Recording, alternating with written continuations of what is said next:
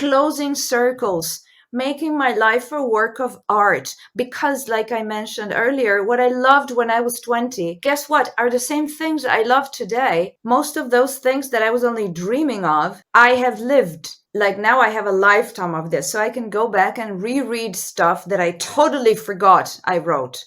Because you do forget. You think you remember, but memory, wow, this is such a distorted mirror. I have very cool stories and very cool ideas to share about almost, anything. Welcome to the Polymath Polycast, highlighting your multidisciplinary life, showcasing that it's okay to do many different things.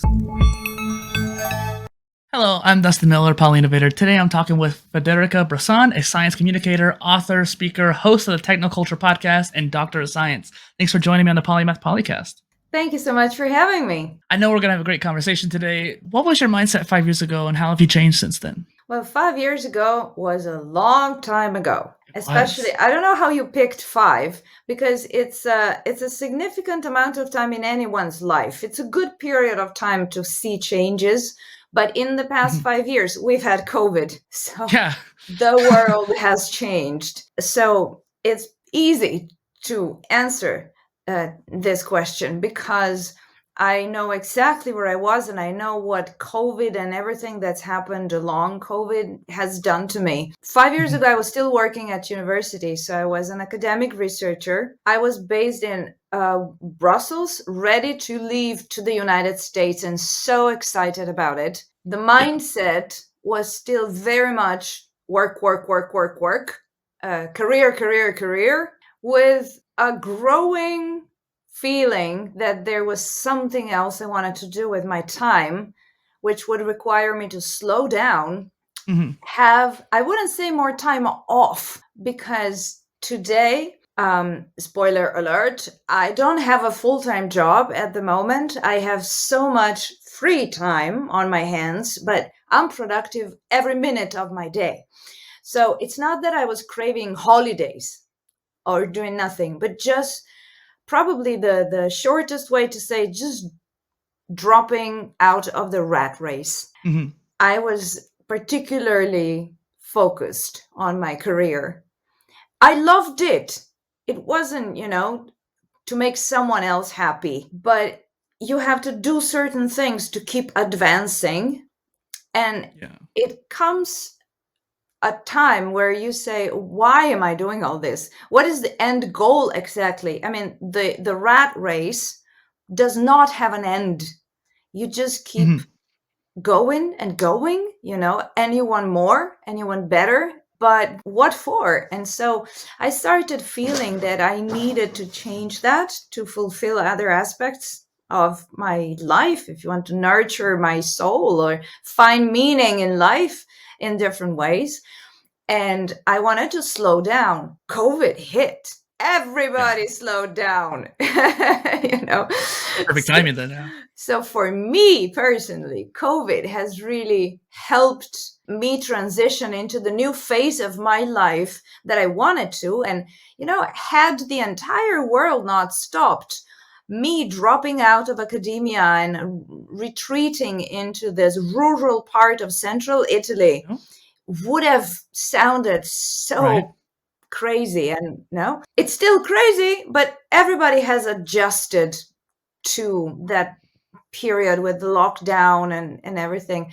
So me, for my life 5 years ago versus today, with the COVID episode included in there, it went from being still fully absorbed and launched in my career to living in Brussels and then New York, to living in rural central Italy, doing different activities, all of which I love. I do because I want to, and I don't have a full-time job, and that's so my life is just set up in a very different way that I very much like, and it's slow. Yeah, I wouldn't say slow because that's still relative. Like slow, how slow, or slower than that? Then what? It's just the right pace. Seems, I think that question is really interesting because everyone who answers it always answers it in a unique way. And COVID often comes up, and I'm curious to think about, like, a few years from now, what will people say? It's after COVID, like 5 years then will be after COVID. But COVID definitely is an accelerant of change, and it changed a lot of people's lives. And you were trying to escape the rat race, and so you wanted to slow down. And because everybody slowed down, it kind of gave you an excuse to even accelerate the acceleration, if that makes any sense at all. And so Yeah, exactly. Was a it's catalyst for slowing down. Yes. Yeah. And 5 is an interesting number because 2 years ago doesn't really matter. Like 2 years ago, like 1 year of progress is a lot, 2 years of progress is a little bit more, but that's still like around 2021, early 2022, where we're still kind of coming out of COVID. And then 10 years ago is so long ago. You're back probably in high school at that point. Like it's such a different experience. It doesn't really matter. 5 is that unique number. I think I stole that question when I first started doing this show from some famous podcaster, maybe Lewis Howes or something like that, where it gets everybody opened up at the start, and then all the other questions kind of make more sense because you have a frame of reference kind of thing. 5 years is a very good number. Actually, something that has always excited me about life in general, and at least my life, but it's something I have infallibly tested, is that every year, not necessarily at New Year's Eve, but any point during the year, I look back and I see, where was I a year ago? And it's always a very different situation, so that 1 year in a person's life can make a big difference. And this has always just fascinated me and excited me, because then you think, where will I be in a year from now? Like, who knows? It could be a different place doing something different, not just, here with different clothes. It can be very different. So imagine, but 5 years, I don't know. I mean, we can It's talk interesting about stuff. this all We night, can but go with 5 years, like you said, 10 years is too much. 10 years, yeah. who knows, it was a different person back then. This show is prone to tangents, and so it's all good if we feel like it's an interesting topic, especially since it brings up the idea of note journaling kind of thing. I try to do a journal daily. I'm not used to it yet, but I'm trying to do it more. Then there's the weekly and monthly and even quarterly journals, and those have different purposes too. Like you can plan your month ahead, quarterly alignment of where you are in life. Are you aligning with your virtues and values? But then yearly is a unique position where you can do a review, like you said, of the past year. Like, how have I changed over the past year? But then you could also do a preview of the next year. Like, what do I want to accomplish this year? How can I maybe organize my months into some sort of plan?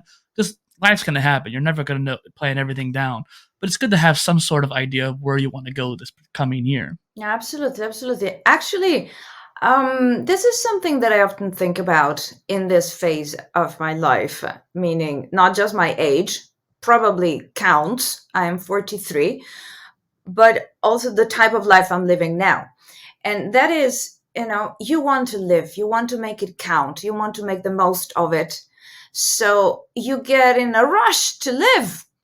You don't want to postpone things, and even to plan things 5 years from now, or stuff that just requires time. Sometimes I say, am I okay with that? Or when you want to eliminate something from your life, something that is, some good, some bad, and you're like, ugh, I really don't like the bad, but I'm losing the good as well if I get rid of the whole person or situation. And in ideal terms, on this path to constant improvement, like there's an end goal where everything will be clean and perfect, then it makes sense to keep getting rid of all these things. But on the other hand, some things do require that you get rid of them, like terrible, terrible things. But there's so much of that middle space of things you don't like, but they don't kill you. People you don't really like, but it's not so bad. And you say, life is short. Do I really have to give up all the good? Can I compromise, or can I, look the other way? Can I compromise on these things?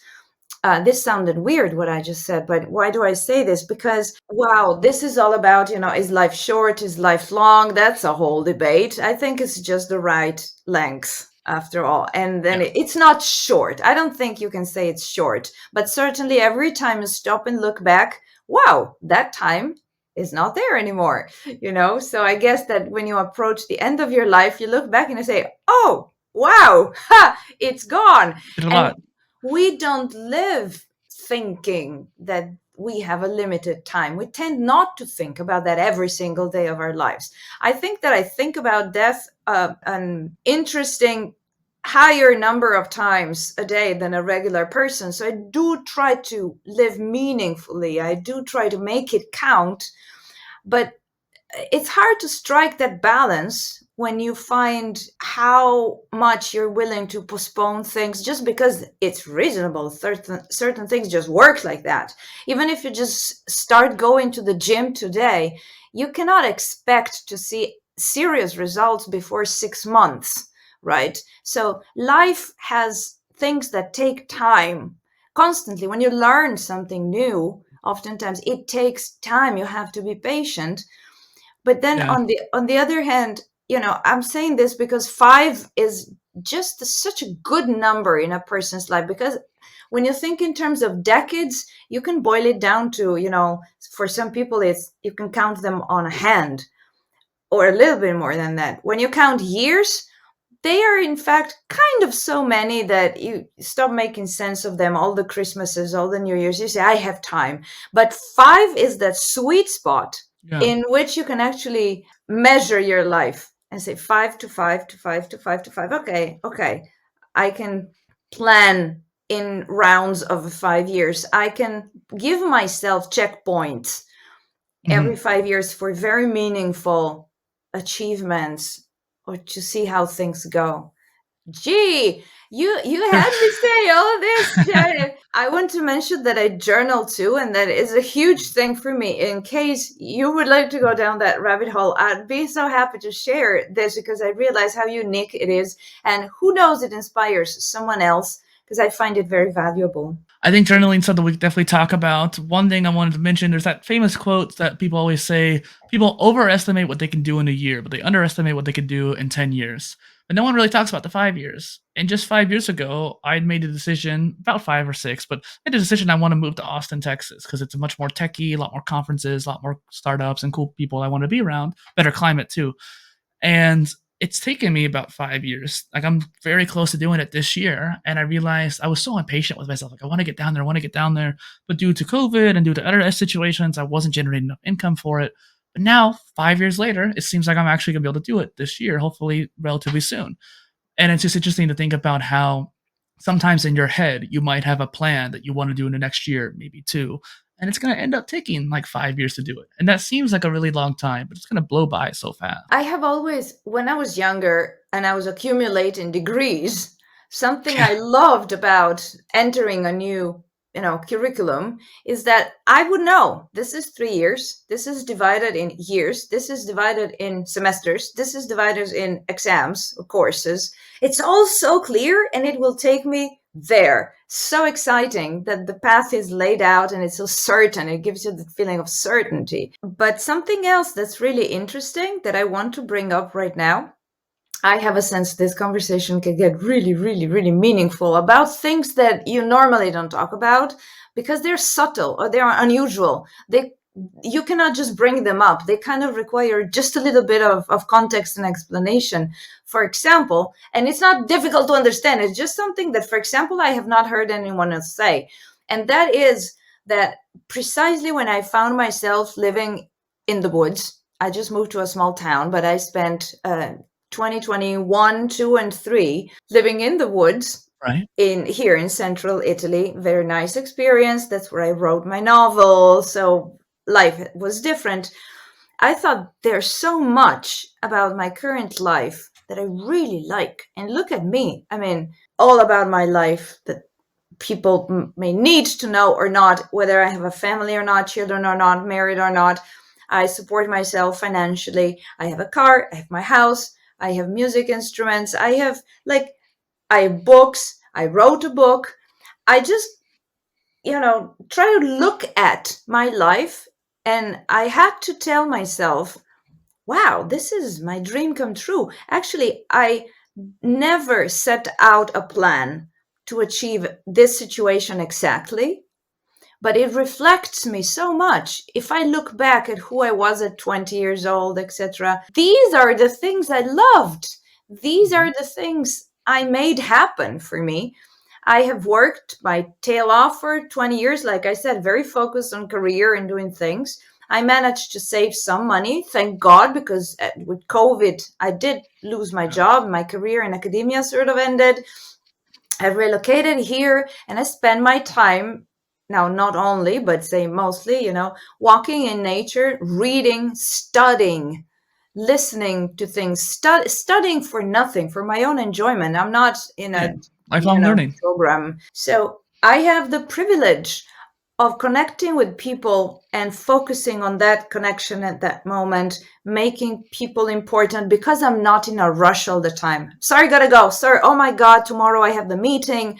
I don't have those worries. So I can stand by my values and embody them every day of my life. And I didn't have a plan for this, but it did hit me one day that it was not a coincidence at all where I'm living and what I'm doing. So there are long-term plans, I don't know, that are just either unconscious or built into ourselves. And they are almost life visions that we will achieve because this is what we deeply want. And we will create those consequences for ourselves, right? The deep beliefs that truly guide our lives, they will happen they are years in the making. So technically, they require time to come into being, and you could call them plans, but they are deep plans inside of yourselves. I feel that I have accomplished this in the past 20 years of my life. I don't know what I'll do in the next 20, probably just enjoy it. Well, now you have a chance to actually enjoy it. And those wants and needs that you have fulfilled for yourself, for your younger self, where you're thinking, okay, I want to have a sword. I want to play instruments. I want to be able to write a book. I want to be able to walk in nature and be exposed to that natural element. These desires, I feel like your autodidactic self, being someone who's a self learner, it makes complete sense. I mean, especially considering you're coming on this show, it makes complete sense. But the idea of these are things that I want, one of the polymathic traits is curiosity. And what do wants and needs, or where do wants and needs come from? It comes from curiosity about certain things. Oh, as a kid, I was curious about what that toy was. Well, that toy is a Lego set. I really like that now. Now I want that. That was curiosity that got indulged by finding out what it was. Eventually, you get that Lego set on Christmas and you're happy. As an adult, we don't have that same feeling as much, but just tomorrow, I'm getting a new camera that I've been wanting for a while. And one thing I've noticed over my life is that when there's something I really want, I look into it a lot. I might even look into it for a whole year before I actually go and buy it. But then it makes it much more worthwhile to get because I've done the research. I know that I want it. It's not just some fleeting want. It's something that I've desired truly. Wow, yeah. For a second, I just forgot what kind of platform we were on. Yes, yes. Polymath, curiosity. Voila. I'm that. And it's normally so hard to explain, right? Because the very typical questions always, when people come back after the shock of what are you, there's normally, why do you have this and that in your life? How did you combine A and B? And I always think, gosh, these are different aspects of who I am. These are not different things, like music and science. They go together so well that I have a feeling that we at some point had to separate them because of the level of specialization that we are at today. So you either study one or study the other, but they're one. Like, in fact, historically, polymaths, today they would be called generalists, which is a bit of a pejorative term. Maybe rightly so, because today, in fact, you cannot know everything and be an authority. You can have a vast culture, but that's a different thing. So curiosity, absolutely. And congratulations on your website and the whole idea of also the podcast, which is just one of the things you do. What struck me there and what made me really feel at peace with saying I'm on the right platform, I can do this as a guest, is that you talk about this unconventional or alternative ways of leading a life, of being in the world, because we need that so desperately. I strongly believe that we live in a time and age where we're strongly, how would you say, that we're homogeneous.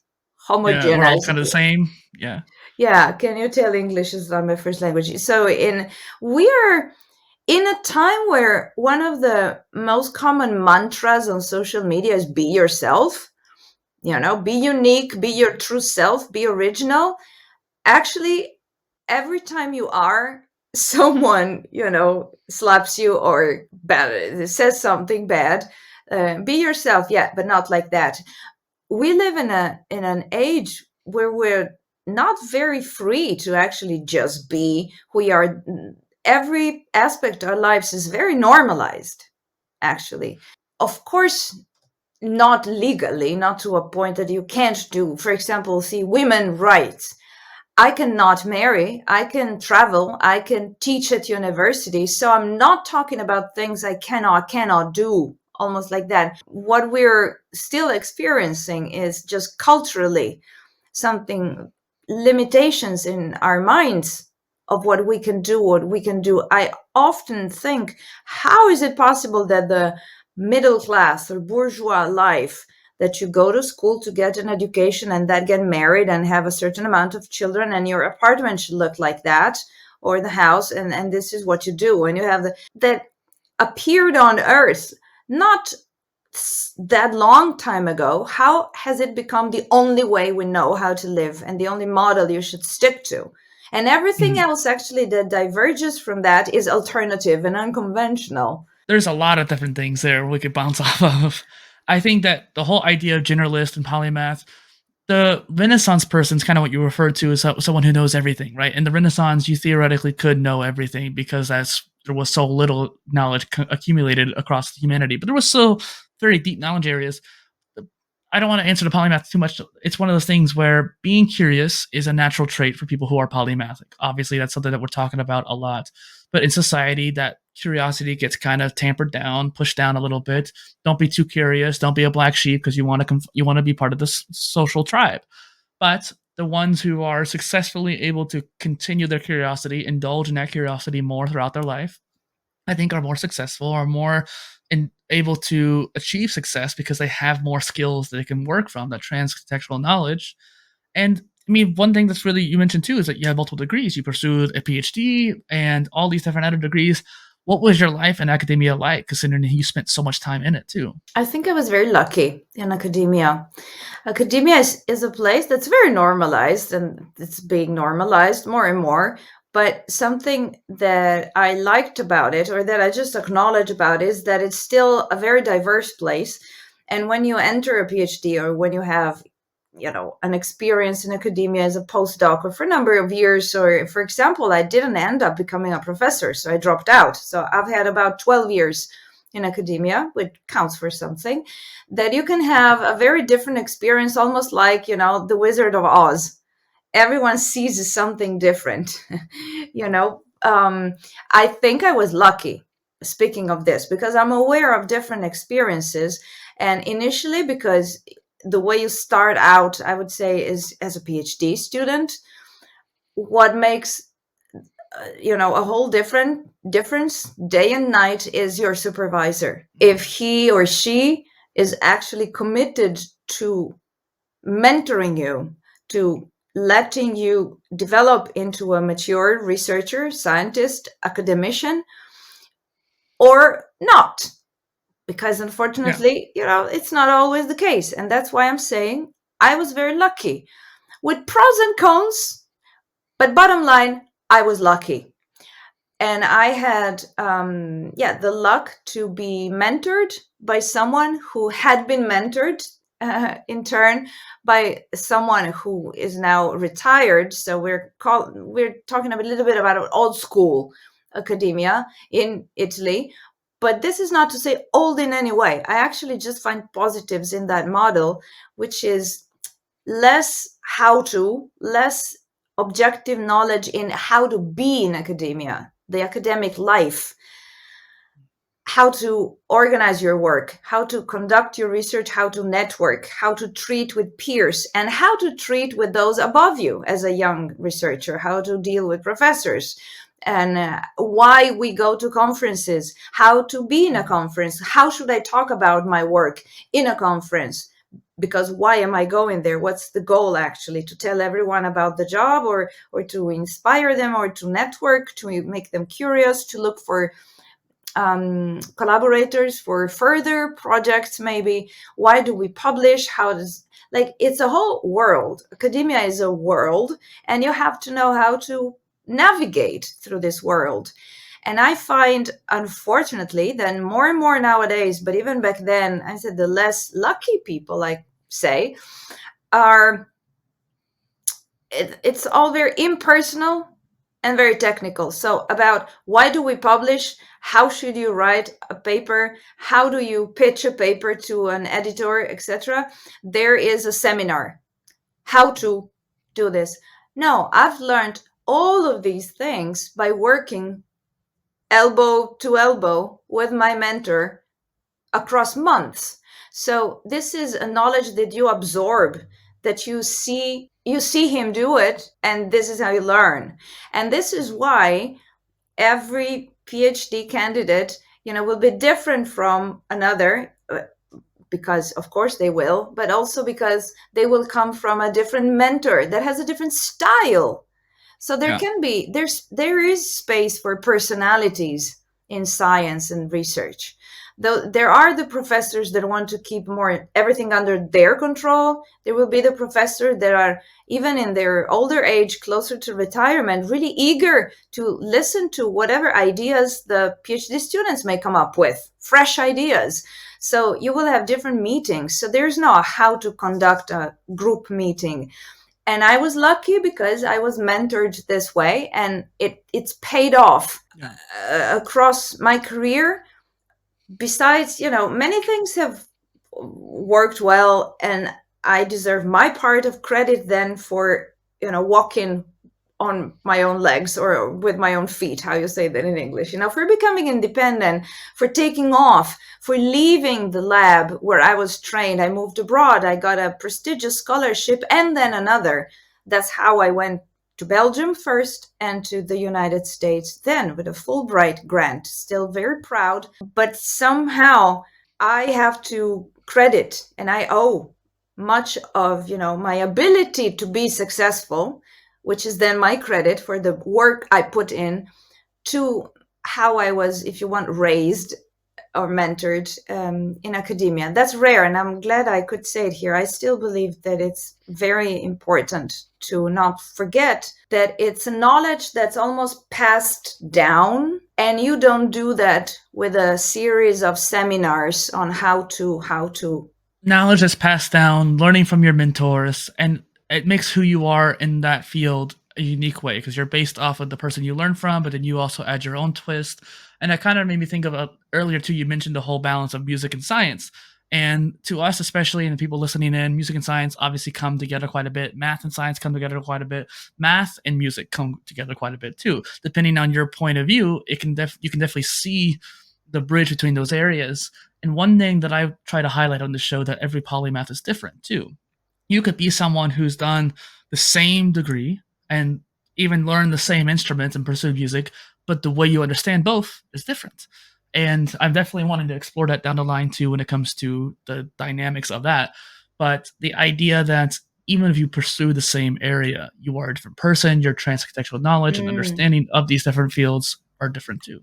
Unique. I shouldn't say different, but unique. Thank you for saying that, because in fact, something that I am so sad to see that we don't have enough of is knowing how to value and highlight the unique backgrounds, the unique personalities. There are countries, and unfortunately Italy is one of them, where the degree counts more than who you are. Complex cultural reasons and all you want, I don't like it. Because when you need to hire someone, you don't look at what you can actually do or who you are and how you will be able to fit in the team, how fast you will learn, what your motivation is. I know that in other countries it's a bit different, although in general now, because education is so normalized, you assume that someone who has a degree in that has the same knowledge of someone else who has that degree. And it's not the case. They are different people. And those degrees, of course, they make sense because we cannot all just be self-taught, follow our passions, because there's no way to validate, verify, compare those type of knowledges. Fine, especially for medical doctors and, people you really want to, trust a Or like certain doctors way and of health. lawyers in particular. Yeah, that makes Yeah, sense. I loved what you said because when we have to pitch ourselves with resumes or an email, I always find that so impersonal, so flat. Mhm. When I was younger, which was not like a million years ago, but the world has changed. I think where I was, so at least in Italy, let's say 25 to 20 years ago, I remember, because I've done it, that I'll give you an example. You could still go to your local radio station and ask to just hang out there. Mm. And then maybe they let you do something, and then they let you say hi one day on the microphone because you're just there. I sorted CDs, and then one time there was an opportunity for me to do a little piece on the microphone every Sunday, and I would. And this is how you just absorb the environment and what they do, how they do it. Nowadays, what kind, and this was not a job, fine, I picked the radio, but journalism. I started working for the newspaper because I sent a letter one day, and they just said, it's very well written, would you like to work for us? And I'm like, okay. But I didn't go to school for journalism. I started local. I did the small gigs. They sent me here and there. They told me how many words to write, and they just gave me, thumb rules, more or less. You have to do it like this.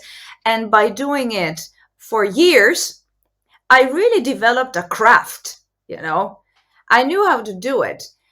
And that's why, for example, journalism will be one of the activities that I'm not necessarily. No, okay, if you want to make a school for it, make it, but not make it obligatory to go to that school to be certified or licensed to work as a journalist. It's one of those jobs that you can learn on the ground. Sound engineer, same thing. It makes, actually, by the very nature of the job, it makes no sense to go to school 3 or 5 years, just school, and then go and do the major gigs on the ground. You historically, this is how you start. You go and sit next to the sound engineer during the concert for months, and then you learn because you're curious. You ask, why did you do that? and Mhm. and you develop a completely different type of knowledge, mastery, craft by doing it this way. Did this make sense? Yeah, it's about the skill itself. Like we established that, okay, with doctors and lawyers, you technically need to go to school for it. But for most degrees, you don't necessarily need to actually have to go to that degree in order to learn the knowledge. In fact, in a lot of cases, you want to actually learn it with getting your hands dirty and doing the actual act. Like you said about sitting in, I was a lifeguard. I would watch the swim lessons happen every weekend when they had them or whatnot, and I was very curious about it. And I would ask the coaches too, like, how did you teach this or whatever? And I would watch very intently how people taught, and I would see multiple different kinds of instructors teach, and so I got the pull from each of them. Same thing happened with water aerobics too. I eventually became a swim instructor and water aerobics instructor purely by observation, and I didn't get a certification for it. Technically, there are some out there, and technically, I might have been supposed to, but I still taught better than some of the other instructors that were around me because I cared enough to actually keep learning even when I started. I didn't just stop learning, I kept doing it. And Yeah. like you're saying, it's more about the skills itself. And imagine in a less structured or a regimented world than our own today, go back in history just more than 100 years, all the people that moved, for example, to the United States, but this was true everywhere, you just need a job. So maybe you're a carpenter for a while, and then you help, the local dentist, I don't know, for a while. And then then you open your own shoe shop for a while. We lack that today. You can do different things in your life. I've been a musician, journalist, teacher, and radio host, and now I published a book. A researcher at university. You can do different things, but I would love to learn other things, and I know that it's not as easy as walking up to those who do it and say, can I just watch you? Because you will Right. probably, and I'm serious, I don't know in the States, but I'm serious for most things over here. If you just ask to sit there and watch, not possible, because you need a reason to be there and Yeah. insurance, because nobody wants the responsibility of whatever may happen if you do something. And I'm like, guys, what kind of a world have we built that seems to be founded on the fact that nobody wants to take the responsibility? Yeah. Going back to the degree thing, though, one thing that I thought was really interesting, I was watching this TikTok and I wanted to tell you about it before I forgot, actually, too. The idea of these Harvard kids and these people who are going to these Ivy League colleges in the US that are pretty notoriously, or not notorious, but pretty like prestigious and well respected. And they go to these interviews and they're like, oh, I went to Harvard. And like they think that means something to the person that's interviewing him. And to some places it might. Like if you're going to some law firm or something like that, then maybe yes, it matters. But for the most part, your degree does not define who you are. It defines sometimes what you know, and it's kind of a piece of paper saying, "Hey, I did learn this, or I went to school at least, and maybe you didn't learn it if you just party the whole time or whatnot, but you obviously passed. So somehow some of it managed to stay in you." But the point is, in this, there was like this one company that hired an Australian person who doesn't know anything about Harvard and like United States schools. They pull him into the interview, and that's the person who's conducting the interview. And so the kid is like, "Oh, I went to Harvard," and he's like, "Okay, right, like I don't care. Like, what does that mean?" Right? It just doesn't. They don't know what it was. Like they didn't care. Who are you without that degree? Is the real point of that whole scenario there. Do you have anything besides that? Are you curious? Are you any kind of confidence? Do you have that persuasion? Are you able to do the rest of the interview without having the blankets or protection of that degree? Absolutely. Sometimes when you're suffocated by your roles, I'm a researcher, I am this, and you lost direction and you look for the meaning of your life, it's a very good question to ask yourself, who am I if I strip myself of all degrees? The way I read it, this is a quote actually, it just said, remember who you were before you had all your degrees. It's not the same Mm. thing as stripping myself of my degrees that would be right now at my age, but remember who you were. It actually, it inspires you to actually think about all those things that I mentioned. For example, I loved when I was 20 years old and magically I made happen for myself. Had I not, looking back would be of help because I would be off my path right now and I would be lost. And I would say, what did I like before all of this happened? Also, because I was in academia 12 years and I was successful, when I quit, I had so many people tell me what a shame it is because I was good at it. And I understand I was good at it and it's somehow a shame, but that I should continue because it's a shame, Don't I want to be a professor? That's like the path. That's what you do. That's what's next for you. And isn't it desirable to be a professor at university? And I just felt that I didn't want that, which is hard enough to accept because we are so conditioned. How do you not want to be a professor at university? It's so desirable. And I had to be honest with myself and say, I don't see myself being that. And the pressure that I felt from outside to just keep doing what I had been doing because I had been doing it, like, it's a shame to stop now. Like, does that mean that I'm a slave of not so much my talents and passions, because now I live here in rural Italy and some tell me I'm wasted because I'm not using all the knowledge I have. And I can agree to a point, but that I was a slave of circumstance. I should become a professor just because now I was successful in academia. Like, it's wrong. Like, it's incomprehensible. Like, it's a waste. And I'm like, no, that's when you're a slave. That's when you're not free anymore. That's why when you don't choose about your own life. I Yeah. love being able to, actually, it's something that I realized I've been doing all my life. And interestingly enough, rereading journals recently, I was shocked by seeing that I had written this when I was 20. So before I made it happen, I wrote that my life seems to boil down to achieving big goals with baby steps, each of which I enjoy. And when I'm right there at the top of my game, I quit. But because I want to, because check, I've done it. Like, I'm Yeah, good. move on to the next one. Yeah. It's so elegant to quit when you're at the top of your game. You want the beginner feeling again. So there's a few different things I have to mention to you because there was a lot of different really cool ideas that we talked about there. You don't want to be a slave to academia, and I understand that. And to me, as someone who's outside of academia, I find that it's a really unique perspective because I've talked to a lot of people who are masters and PhDs, and in my head, okay, I understand now the societal norm of getting a master's after the bachelor's. You're almost guaranteed to get a bachelor's now for the most part. Like that's pretty traditional. The master's is still a little uncommon unless you're getting an MBA or you're trying to go to a specific field. You might not get a master's. You can just go off with just a bachelor's.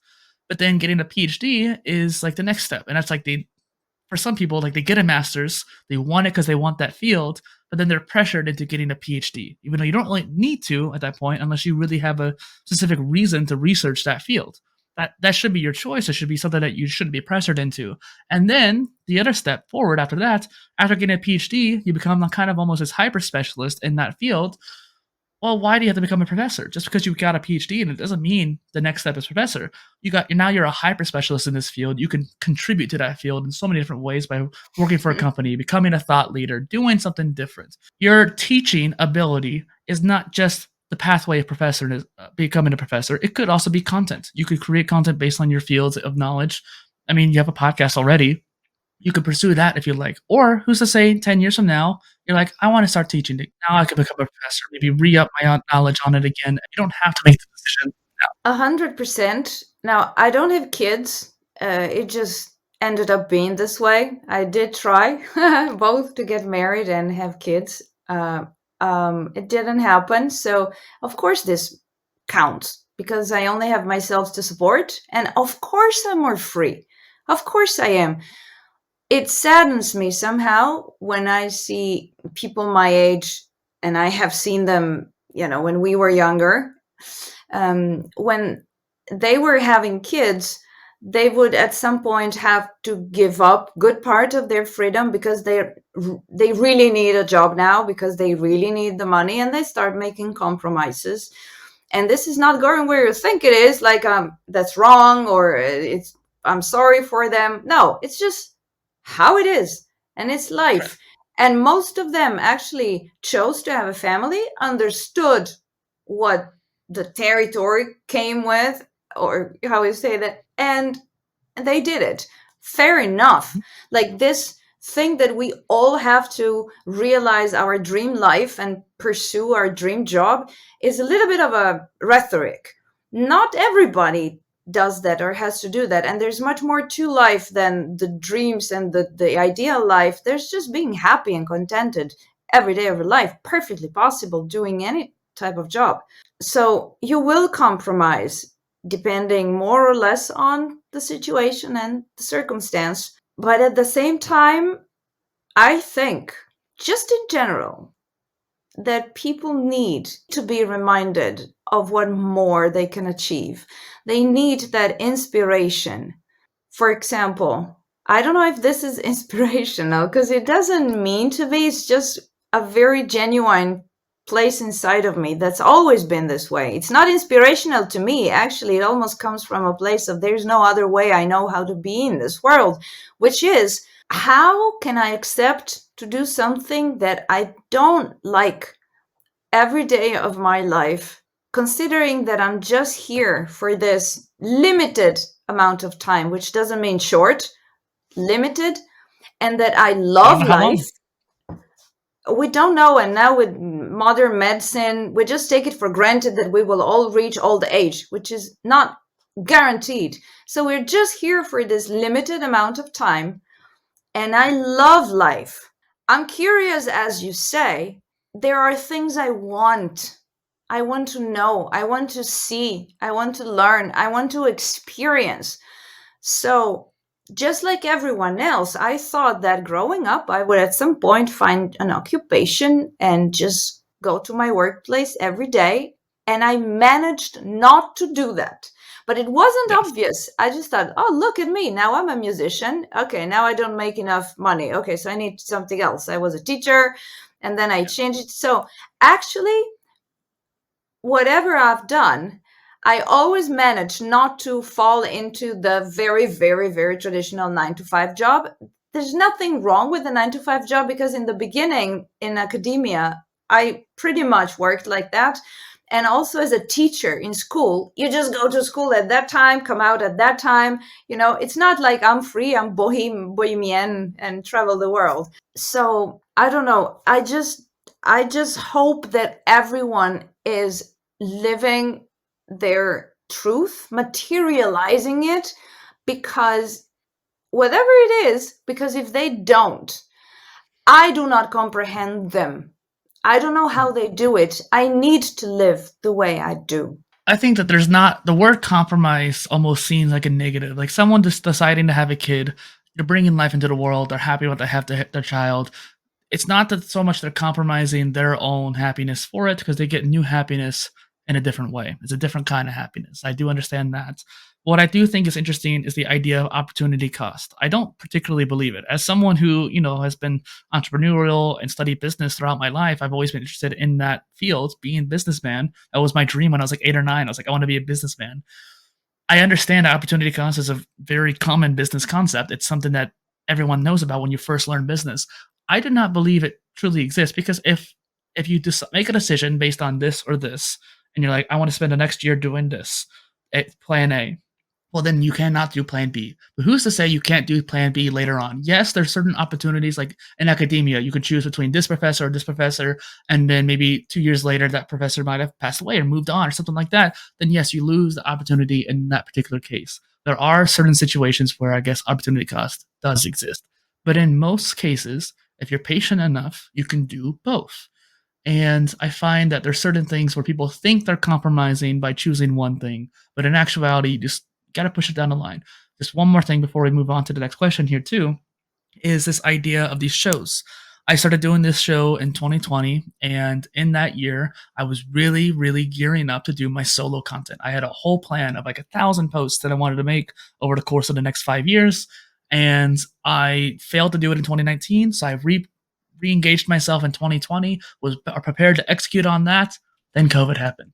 And all of a sudden, everybody was stuck at home, and I had the opportunity to talk to a whole bunch of people in a very short amount of time span. And I was like, I'm going to do that. And while I could maybe try to do both at the time, and maybe I should have, I probably did too many interviews in a short time span. I don't regret that decision because now it led me down to talking to you, and I get to use these clips and episodes to build the channel. I made that decision. I don't feel like it's an opportunity cost because now I'm focusing on doing both, and now I have the skills to do both. Yeah, and actually being here and talking to you is meaningful to me. This is a very well spent evening for me. It's evening for me here. It's still, the sun is up where you are. And the fact that we have the technology that allows us to connect first to how we met each other, and now I don't know. I'm grateful for these things. I pay attention to things I'm grateful for in my days. And banal as this may seem, actually, these are this technology, the conversation, are things I'm grateful for. These Absolutely. moments are stuff to cherish in life, I feel like. Yeah, and actually something that struck me, that's a big one. So I'm going to say is that in my pursuit of my goals and ambitions and me, at the end, it's very narcissistic to pursue such career. And it backfires because you're actually not benefiting you. It's not, so much self-love there, but says it's narcissistic, and you know what I'm trying to say here. So when I, like I said, dropped out of the race, I changed my life. I made it much more human. I can value other people more. I have changed my life that way. Just my values have changed. For example, unless like exceptions, most things I do now, people are at the center, not the thing we're doing. Because if someone's sick, or the thing, like you call a colleague, you have a work meeting, but instead of just focusing on the meeting, because then you have another meeting, so let's get down, to the business, cut through the chase. You ask, how's your kid? And you really care when you ask, because you can just ask out of, small talk before we do business. You actually care because the person you're doing business with has a kid. And that's important. This is part of who they are. These little things. This was a good example, actually. Before, I would be the type of person that would skip those types of questions because, to me now, you are just the business person, or that limited part of you that engages with me for the task we need to do. So I have expanded my humanity, if I may put it this way. I value other people much more. And what strikes me is that everyone else, everyone in general, seems to always say, that what counts the most in their lives is spending time with their family and loved ones. And that's why Christmas, and that's all we want. This is why we work. It's to provide for our families, our families, our families. And actually, in everybody who's involved in the rat race, I don't see that they live coherently with what they say, because everybody would slow down a bit more. They wouldn't rush around. They would organize different types of activities in the little leisure time we all have, you know? So that's a contradiction, because even if I did not have a family of my own, and people who did clearly must value that, they don't have a life that's set up, even in to the extent that they have control over, is not fully geared to the sole and major value and objective of spending time with your family and loved ones. Everybody runs around and nobody has time and everybody is stressed. There's so much that you could cut down on. And actually, during COVID, everybody responded differently because we are different. So, of course, but many people who were caught up in the rat race and never had given a thought to the fact of slowing down, when they were forced to, they were the happiest. People who didn't want to go back to work, they were happy to work from home. They say, why do I have to commute every day if this works out? That's just time wasted. Or better sometimes. Yeah. Absolutely. Yeah. Or just, I'm sure that some people were thrown off balance by the lockdown because it's such an unfamiliar experience for them. But I know for sure that there were many, many people, famously the introverts, who were just waiting for enough time to read or do what they like, without the pressure of everyone else calling, come here, let's go there. Like, everybody was at home. And so there was more peace for everyone. I definitely saw it. I guess an extroverted person, more ambivert, but I will lean more to extroversion. I was climbing the walls, wanting to talk to people. And lo and behold, the opportunity came arise so I could talk to people online. So boom, let's do that. I created the Polymath Polycast to highlight people's polymathic life and to help them do that. Like, the solo stuff is to help them organize their life, and the interviews are to, highlight people like yourself on the show.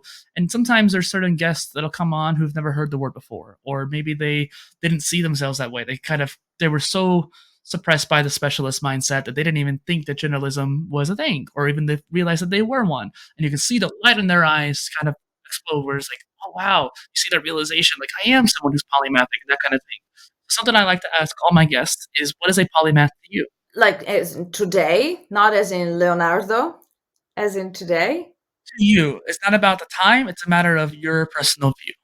All right. Look, if you tell me polymath, I tell you Leonardo, the historically, go-to figure for what a polymath is, which I know. I love Da Vinci because yeah, look.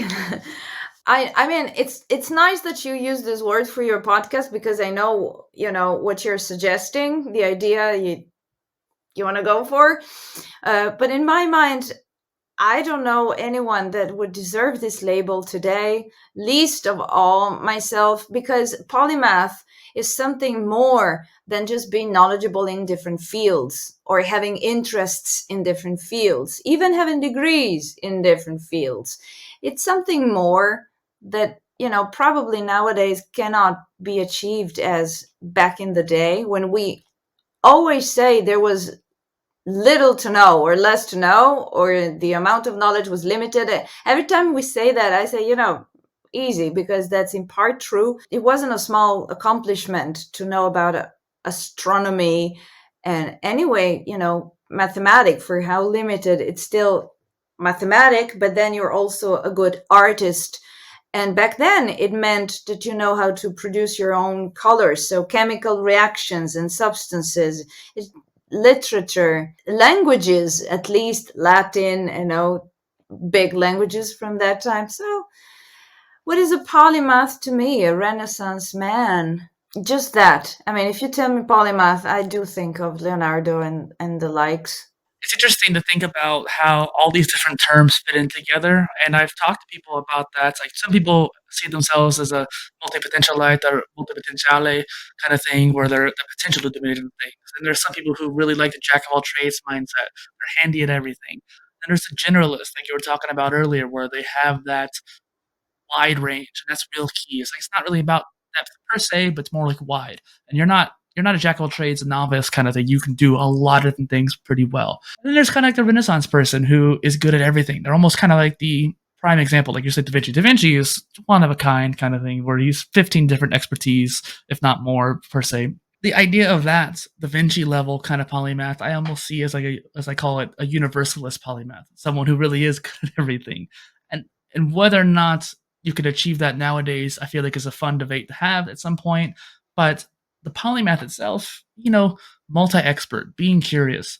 There's people who are doing Hmm. dissertations on that, masters and PhDs at this current time, trying to figure out how do you define what a polymath is. No, I struggle with this definition and with your question. What I can tell you, and I have no idea how it sounds, but it's very true. Just a fact from my life, because of just whatever I've been through, which is probably of zero interest to your audience. So I don't know if anything I'm saying today is interesting to your audience, because I know my life is interesting, but precisely because maybe a little bit of this polymath aspect or it's so much. It's so much. I have very cool stories and very cool ideas to share about almost, anything, but to just jump on a show like this and nobody knows me and I just start talking about, yeah, the bourgeois life and then academic life. It seems so random and it's not. And what I want to say is that I have always pursued knowledge out of curiosity and passion. And I carry that knowledge with myself. I use it to live. It's part of me. It's not, just to show off that I know facts. So it's part of me. And it is the case that because of this erratic life I've led, I have knowledge in languages or in art or in history or in geography or in computer science or in music, or life experiences from performing to being a journalist to traveling to backpacking to there's so much and nobody sees me as this whole. I could say nobody knows me like that. And sometimes we will talk about something and someone doesn't remember an acronym or something and I'll just say it. And they turn around like, how do you know that? And like, well, actually, in Yeah, 1923, I was there, So I carry all of this with me, but nobody knows it. And at this point in my life, especially more than ever, I'll even shut up when that is brought up because sometimes it doesn't sound like bragging if you don't say it like it's bragging. And I never want to brag about that. But some people will, let's put it this way, you some people know it. will sometimes be surprised by the things you know.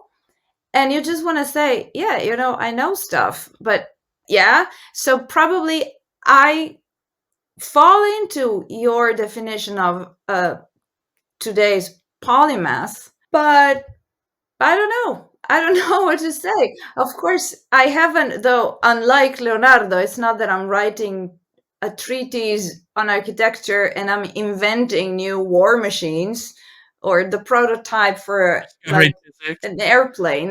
Yeah, tiny difference. I'm not comparing myself to him, but maybe, whatever, just to No, I'll justify my, interject here yeah, yeah, yeah. because I think that you're polymathic, and that's what matters. The whole show, like whether you come on the show or not, I like to have guests on here who are polymathic, and I can tell they're polymathic. And it's one of those things where being polymathic and being a polymath, technically two different things, but you're eventually on that journey. I think we're all on that journey.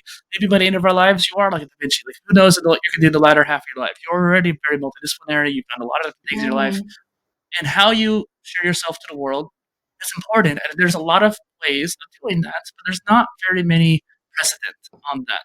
We don't necessarily have shows that highlight those different aspects of your life, which is why I wanted to make this show Mm. where we're we've only done maybe 3 questions on the list, you know what I mean? But we've had such a strong and great conversation. The point of this show is to have those tangents and to highlight those parts that don't normally get highlighted when you go to other shows or different ways of explaining yourself. I've been on 70 podcasts, and maybe only three, four, five have I actually been able to express my polymathic self, being able to Mm. indulge in different areas. And that's Yeah. my point. We're at that time, and I guess in the world where we're realizing more and more as a society that journalism is getting better and better. There's this digital renaissance people are flourishing with. But then you always see yourself from the inside, which is also, it's a biased position to look at yourself. You just made me remember that I once had a friend who, just here when I moved to Italy, we were hanging out and she was introducing me to all her friends. And she was, you don't know who she is? Like, she has sang with this famous artist in Italy many years ago. She's been to NASA. She was a Fulbrighter. She developed software and she has her own podcast and she speaks a number of languages. And to hear it like that from her was embarrassing, but rewarding too. I'm like, yeah, in fact, I did all those things. So you mentioned earlier about journaling, and I'm curious to see more about what your experience is with that. I try to do it daily. What's your kind of pattern? What do you prefer? It's a big thing to me. And I think that it can be a very important thing in everyone's life because I started doing it when I was 14. And for some reason, well, initially, it didn't pick up really quickly. I was writing once every other day, and then I skipped a few months, but I kept going until it became a thing and it became almost a need. At the end of the day, I had to sit down and, you go through your day again. It was an important moment. I would say like meditation in a way. Hmm. And then this writing thing became like a dialogue with myself. And I started carrying my journal, which was like a notebook, just like this one, with me. And I would also not write just at the end of the day, but also wherever I was. If I had waiting time or I was on the bus, I would just jot down some ideas and some thoughts. So it became almost like a second life, a private life of a dialogue between me and myself. And I kept doing it for years. And I loved writing. Well, see, fast forward, I published a novel. So I do love writing, expressing myself with written words. And then I Hmm. started keeping the journal on my computer when that age came about of, this technology.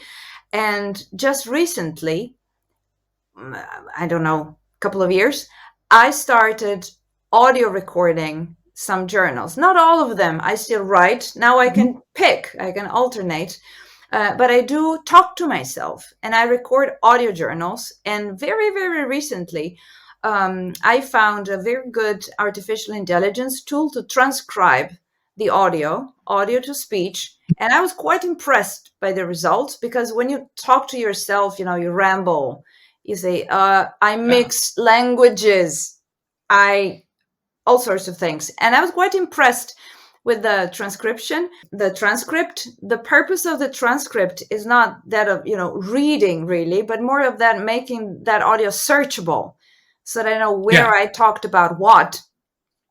And so I have this wealth of material about my life that sometimes going back and rereading, even just like that for no reason, showed me the value of that.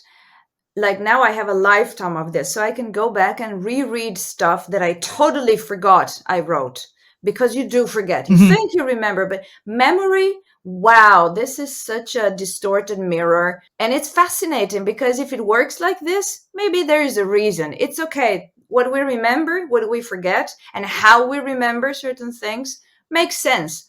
But it's interesting to have documentary evidence of how you were feeling back then, how you were thinking back then. And sometimes when I Right. reread, I get all sorts of emotions. Sometimes it's positive, sometimes it's negative. What I like to highlight is that, well, in a way, about the 5 years that we were talking in the opening of the show, it gives you a sense of how, as you're going through things in life, it's always now, now. For example, very banal thing, many, many years ago, not about today, I remember always writing in the journal, it's a tough period. It's a tough time. I'm having a hard time. Always thinking it's just now. And I was rereading this and I'm like, girl, I have news for you. Euro tough times. This is your life. This is not a period of time. This is your life. You better fix it, and I wouldn't have realized that without the evidence there. So I thought, wow, okay, this is brutal evidence, very objective, of my voice back then, of my pain, my joy, my thoughts, my feelings, what was going on. I reread it differently now. I'm a different age. It's just a wealth of material that I find so priceless to help me navigate Mhm. my life today. It's something that you do, also speaking of long-term plans, that you have to build over the years, because you have to put the material together. Now, I'm not saying everybody could do it. Everybody do it, go and journal. It's not for everyone. For me, it was a need at some point. I wanted to, I needed to. And I did start my first entries when I was 14 to just write, today I've done this and I've done that. It's about, Mhm. And that's a it. record of the day. And then you start writing your thoughts, you develop. It's philosophical. You write about your dreams, the dreams you had last night, and it's so fascinating. And the cherry on top of all of this that I'm saying Mhm. is that I digitized all of those notebooks, and slowly I'm transcribing them, very slowly. But the cool thing is Yeah. that I can just go back and read, because by transcribing them, I have all of them in my computer and they're named by date. So it's easy to go and find out. Mhm. And the audio is transcribed. And of course, the computer is already there. I have a database. I have Mhm. metadata for it. It's a work in progress, but the structure is there. And sometimes I run statistics on it. And I'm like, look at that. Back then I was this was a trending topic in Federica's life. And I'm a nerd, I can program, I can do things. So Yeah. I'm crazy. I developed this web apps for myself, so it's data. It's data. There's so much to that, so much to pull from, so many things Yeah. to kind of touch on. For one, I'm a nerd about it too. I'm not quite the science knowledge as you have, because one thing we haven't talked too much about. We've been very philosophical today, and we haven't touched too much on your science background, because you're definitely very much both, obviously. But what's really interesting about note taking is, like, yeah, like you said, when there's a really, I don't do a dream journal consistently, but when I have a really vivid and powerful dream, I am almost compelled to immediately write it down as soon as I wake up. 'Cause, like, I want to remember that. There was some dreams that I still remember today, but I'm glad I wrote them down. And being able to put down your thoughts and have that concrete feeling on paper now, or in this case, now I use Obsidian, which is a great note-taking tool, and it helps you with searching. Like, I love being able to search my notes and be able to find the thing that I want to find from 10 years ago. And one thing I find really fascinating is that there's new tools coming out. There's some tools that are made for transcription in mind, like that you literally voice record your notes and it puts them, transcribe them into your notes, and it's both in one.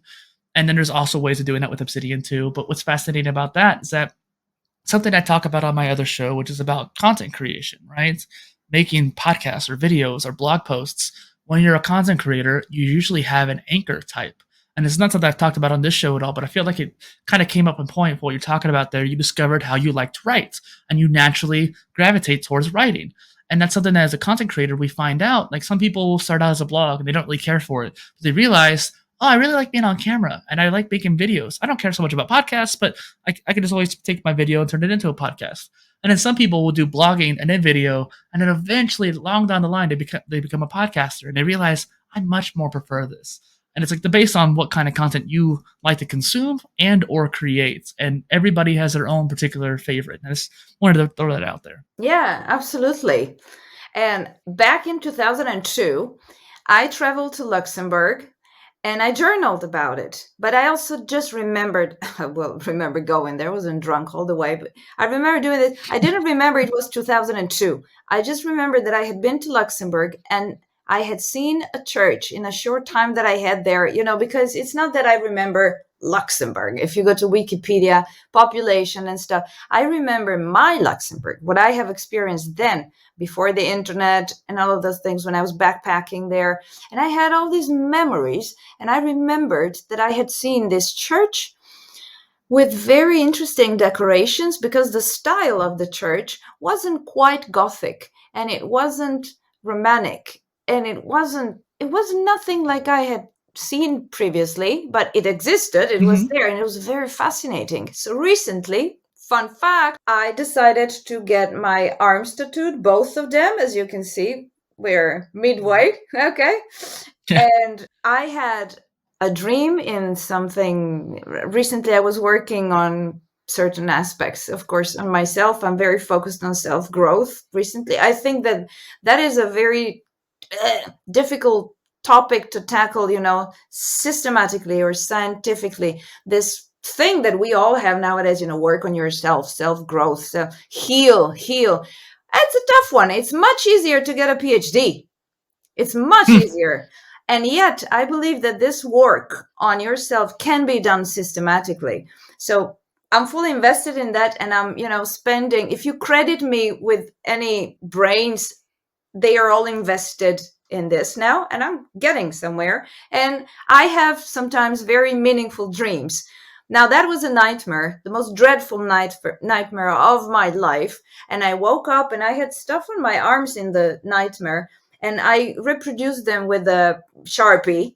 And so there's that's coming along.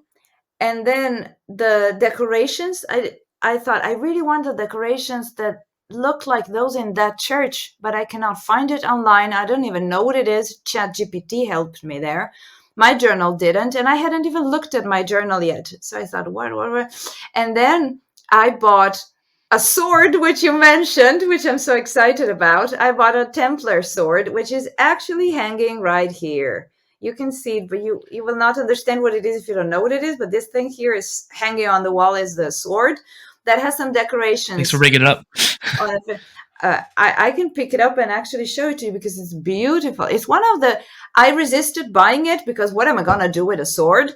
And it was a bit pricey and all of that. One of the best purchases of my life. I'm so satisfied.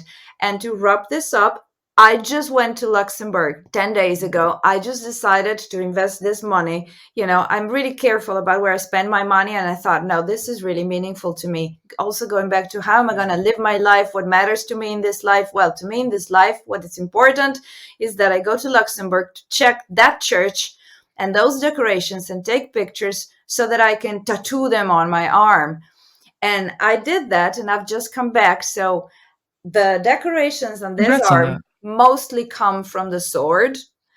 And on this other arm, I will have decorations that mostly come, of course, they're very consistent. They go together very well. The decorations from that church, and inside the tattoo, there will be a sword. So it's referenced, it's wonderful. Very meta. Very meta, very meta. And the last thing I did is look for the journals from back then, which was very easy to do because of my very organized archive, metadata and all. And I reread the whole trip. That was France and the Netherlands backpacking alone in December 2002. And indeed, I mentioned going to Luxembourg. First of all, it's hilarious because my journal is bloody hilarious. Not all of it could be just published as is, but it's a shame because it is hilarious. And then I mentioned about indeed going to Luxembourg, and I didn't even take pictures, because I had the camera, but you had to pay for the film and pay to have them developed. I probably took 24 magical number, right? Pictures during the whole trip. So I did not have pictures from the church, not like we would do nowadays. And so like travelers from back in the day, I had drawn in my journal parts of the decoration of the church that I liked, not enough to base a tattoo on, but the impressions that I had, again, by going there 10 days ago, matched what I had written there, and that I only read coming back from the trip. I said, oh my God, it's just the same. And it was in 2002. And by rereading the journal, the point is that I really had a detailed description of what I did and what I thought and what I felt. And this connection now coming back, who knew Came that full I would circle. want to get it? So the journal is a magical tool that gives me it's a platform. It has many uses, and that, at least in Mhm. my life, magical as it seems, I'm perfectly aware of what I'm saying sounds, gives me a way of making my life very coherent, closing circles, making my life a work of art. Because, like I mentioned earlier, what I loved when I was 20, guess what, are the same things I love today. Most of those things that I was only dreaming of, I have lived, or I have now. Mhm. And the journal is just all there to show the process. So it's super magical, and I love what a that. richness. I don't know how many other people can say this and go back and reread about their thoughts. So I'm not forcing anyone to do it, but I'm very much in favor. And if someone is just thinking Yeah. about it or never thought about it, give it a try. Journal. It's therapeutic in and of itself. They say, even science says, that writing your Yeah. thoughts down is therapeutic. I've had a couple of previous interviews too, where St. Rappaport is one of them, where she was talking about journaling and the like, kind of the scientific aspects behind it. I'll send it to you afterwards too. But what's interesting about note taking and journaling, it's part of this whole knowledge management topic. It's kind of like this umbrella of it, and that's what I talk about on the channel. That's what my solo videos are about: is this knowledge management. How do you organize your life, particularly a multidisciplinary life? And if you look at some of the really famous journals, Marcus Aurelius's Meditations or Leonardo da Vinci's Notebook, they are meant to be a personal journal. They were never meant to be published, but by publishing them, we were able to learn from their lives and have a much greater understanding of the human experience because of those two particular examples. And one thing I kind of thought about is that you're talking about some of the things you were obsessed with as a younger person. I say in a positive way, like something that you were passionate about. So for some reason, I've always been very obsessed with content, like content creation as a subject and as a content creator, making videos and blog posts and podcasts. It's something that I'm eccentric about. And I bring that up because I created a series. I started doing my solo podcast episodes as a public journal, if you will. It was just one of those things where I had these ideas. I wanted to talk about that topic. I picked up the microphone for 9 or 10 minutes, made a little micro podcast, micro polycast in this case, and I made them I made them public, but I also did that for my blog too. I have these fireside codecs, like a fireside micro polycast, like a fireside chat. And I figured that's kind of what I thought about it. Yes, they're not my personal journal per se, but if I have something I want to think about and write it down, that's what I do. And I feel like that's a great way of expressing yourself. It's very helpful too when it comes to processing thoughts, It also whether shows it's your public or age. private. Oh, why? It shows your age because, well, if you were born in the early 80s, it would have been hard to just know I'm obsessed with content. And people would ask Mm. you, what are you talking about? Well, maybe back then you'd want to be like a TV person or spokesperson. That's like their Absolutely, version of yeah. content creator, yeah, or Or a radio host, like writer, you or said a yourself. journalist, or a radio host. Absolutely. No, it's amazing. Well, I'm into technology, and I like to understand how it works as much as possible. I have some background to know that, but that's not my end goal. I'm much more fascinated by how it impacts people's lives. And Mm, all these new technologies that arose in the past, I don't know, 30 years or less, have allowed for new types of creativity to come up, has allowed us to talk now, which is something mind boggling because I cannot imagine what my life would have been had this technology existed when I was a teenager. I would have connected mhm. with the world. I was unstoppable back then. Imagine during my teen years, there was no internet, no mobile phones. The only good thing I can think of that comes from that is that, knowing me and the teen age years I've had, I would have posted so many things I would have regretted.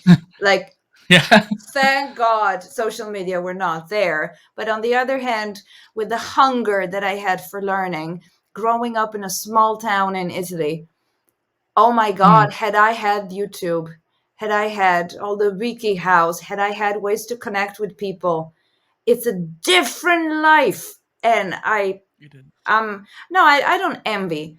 I've had the life I've had. I'm happy for the people who are Yeah. experiencing this now. Well, we had a lot of different things we talked about today already, and one thing we probably have to get on to next time is like the fact that you're a polyglot. You speak 7 different languages. You play musical instruments. There's tons of different things we could talk about. You wrote a book, for Pete's sake.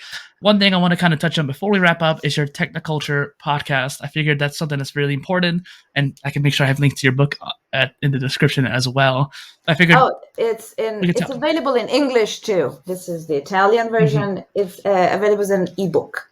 I saw on your Twitter that you had multiple different languages and you're trying to get more languages for it too. I think that's really awesome. I think a lot of content creators, and I include writers in that case too, that they don't think about other languages as much. And we're actually starting to see, this is kind of getting into the meta of content creation, but we're seeing people translate their content into other languages using AI and different tools like that. And I think that's a really fascinating development. Oh, look, no question about it in terms of accessibility. You see, I'm old. Yeah. I'm old because I think that if you really must, it's nice to have a Mm, tool that helps you. But in principle, I loved to learn languages because there's nothing. It's like absorbing a culture, the nuances, the usage of certain words. I love languages myself. Yeah. I cannot imagine not being motivated enough to learn any other language nowadays or in the future because AI gets so good that it can just translate to your language any content in the world. It doesn't matter. It's a different thing to speak a language. So I put effort in that. And if someone, I don't know, in Russia who doesn't speak any other language would like to read my book, it's again convenient that AI can give them a working translation of that. But even when I translated my book in English and Dutch, I took the time to, still make it art. It's a work of art. I really picked the words. Hmm. AI can't do that. It could be a good basis. Now you don't translate by hand, word by word. You always like automatically translate with Google or otherwise, and then work on the text, of course. But it But misses the yeah, I'm old nuance school. aspect of Mm. it. Yeah, I- but I'm old school in many ways. Also, I notice how this is trivial, right? But in a conversation, I notice how rarely I pick up my phone to check some data I'm talking about and I want to report. I try to remember, and I normally remember. And if I don't remember, I will, or who cares? mm. Some people go to their phones all the time because, yeah, let me show you this. What was the name of that TV series? What was that actor's name? What year was America discovered? And they go back and check that all the time. To the point that, I mean, this is a very interesting question. If we have a place to go and check basically everything, including, how much is two and two, or when was America discovered, why should I memorize that if it's right there at my fingertips or I have an The working AI memory, agent? yeah. I mean, of course, all of us would say, oh, because it's important to know, it's important to study, learn in school and be educated. But it's a very good question. If I can just check what year America was discovered, do I really need to remember? Interesting. Well, I think there is some neuroscientists talking about this, how there is this worry that because we're relying so much on technology to be our memory, I think there's actually, I talk about the second brain topic a lot. It's actually good to dump a lot of the ideas out so you don't have to keep it in your working memory. But when it comes to what you're talking about there, these facts and different bits of information, we're starting to, people are remembering less and less. Like people's memories are getting worse because of this. And there's also a point of like what you're doing, you're actively trying to keep remembering and you're actually trying to push yourself to remember these details. And I think that that's something I try to push myself to do it too. If there's something that I'm having a hard time, if I walk into the living room, I forget why I walk in there. It's a common occurrence to every human being, right? There is this point to sit there and try to focus on remembering, like make that connection in your brain. Remember why you walked in there. Don't just go back in the room and come back. figure out why you're doing it, and that process is training and strengthening the brain. And I think that people Yeah. don't do that, and you lose that strength. Yeah, and I don't know if science I think could that's prove this. And for many things, who cares about science? There are many things that help us live better and commonsensical, and this, I believe, is one of them. And that is that the reason to learn a lot and to have knowledge inside of you, both facts and experiences, emotions, is that all of these things collide, merge, associate inside of you. So you see something and it says, oh, this looks like that, which gives me that emotion, that connection. When you want to come up with a creative solution, you consciously and unconsciously tap into all this wealth of information inside of you. And that's why the more things you hold inside of yourself, the languages, the knowledge, both in, those things that, going back to what you said earlier, make you unique, because only you know those things. And yeah. and again, it's up to someone's creativity, but it happens to me all the time, and it's a way of being rich in this life, of having more intense experiences, because this will remind you of that. You make connections, you understand new things faster, because you have this larger or thicker web of things to attach it to. So that's kind of good argument against the fact, why do I need to remember stuff? Well, because of that. That's a great point, I think, to end on here. If people want to learn more about you and find your book or listen to the Techno-culture podcast, where can they find you online? I have a different website for, besides the link tree. So that's the one list of all links, because I have a different website for the podcast, for my academic CV, and my YouTube channel, my website as a science communicator. So normally, unsexy as it sounds, I just say, Google me, or even better, follow the links in the description of this video or podcast audio, because who can ever spell my name right there, just online. I have quite a presence online, so you find me online easy, but not because I have millions of followers. You have an optimized profile. I'm not even sure. I wish I had so many followers. The stress and all the trolls. Definitely, especially in the science world. And like you said, I have all the links in the description for you for all those different Thank things you you. mentioned. Yeah. Yeah. Can I try to take the sword to show it to you? I know Yes, please. we Yeah. talked about this. I'm sure there's probably somebody watching who wants to see it. So definitely, Oh, I want to man. see it too. And I want to show it. Well, first of all, So big. see, if you can see, this is the best part, of course. There we are. It's beautiful too. Look at this. Look And at that. first of all, here are some decorations that I like. If it of was course. This is if it was 200 sold. years ago, you would have become a Templar. I tell you what. Oh, this is sold as a Templar sword. Now, I cannot, of course, bring it closer. I can bring you closer, maybe, because I want you to see, ouch, Intricate detail these two. What's here? It's what's here on your arm. on my For those arm. listening in, there's these two little gargoyles, dragons, I think. Dragons, yeah, I love them. They're facing each other, almost like in portals, like gateways, Duality. passages. They're guarding something, which is what Templars were supposed to do. I'm crazy about this sword. Of course, what You does gotta learn one sword do fighting with it? now. What does one do with a sword nowadays?